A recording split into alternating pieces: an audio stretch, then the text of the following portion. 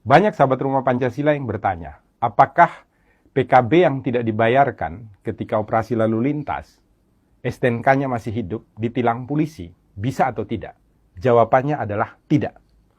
Kalau ada polisi lalu lintas yang melakukan penilangan, maka polisi lalu lintas itu bisa dilaporkan tindak pidana pasal 333 KUHP, merampas kemerdekaan seseorang, karena tidak ada dasar hukumnya. Ancaman pidana bagi polisi itu adalah 8 tahun penjara.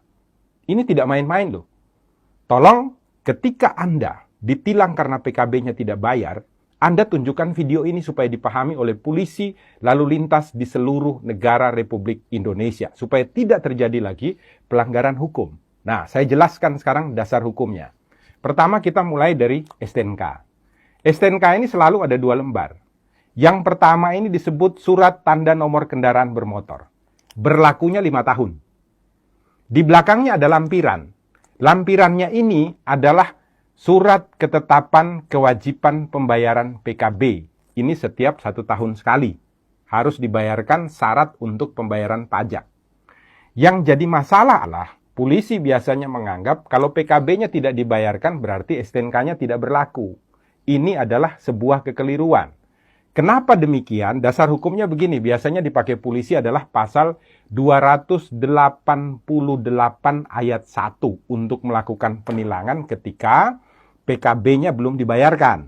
Nah, 288 ayat 1 itu menyatakan setiap orang yang tidak mampu untuk menunjukkan surat tanda nomor kendaraan bermotor atau surat tanda coba kendaraan bermotor yang ditetapkan di dalam pasal 106 ayat 5 huruf A.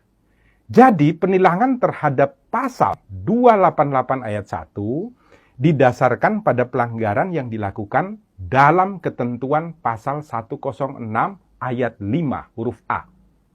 Bukan pasal 70.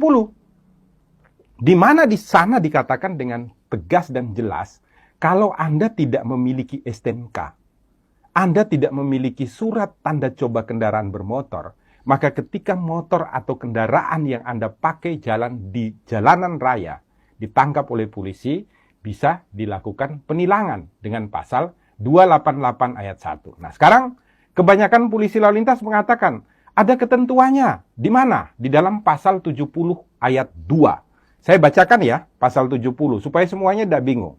Pasal 70 ayat 2 mengatakan, surat tanda nomor kendaraan bermotor dan tanda nomor kendaraan bermotor berlaku selama 5 tahun.